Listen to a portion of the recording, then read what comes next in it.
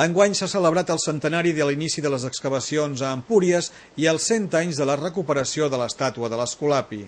Dues fites que han representat una promoció important pel jaciment d'Empúries i l'arribada d'un gruix important d'inversions en equipaments.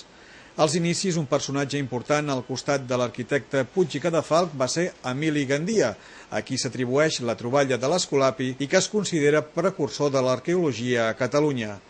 L'Associació Memorial Emili Gandia, creada per un grup d'admiradors de l'obra de Gandia, ha engegat una plana web amb l'objectiu de fer un reconeixement públic a l'aportació de l'arqueòleg, a la vegada que es posen a l'abast dels investigadors i del públic en general documents relacionats amb aquest personatge.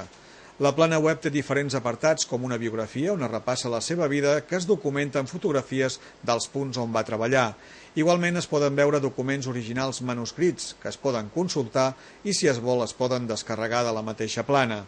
També es poden trobar documents de l'època inèdits i curiosos a la vegada, dibuixos i planells fets a mà on ubicava les investigacions que duia a terme.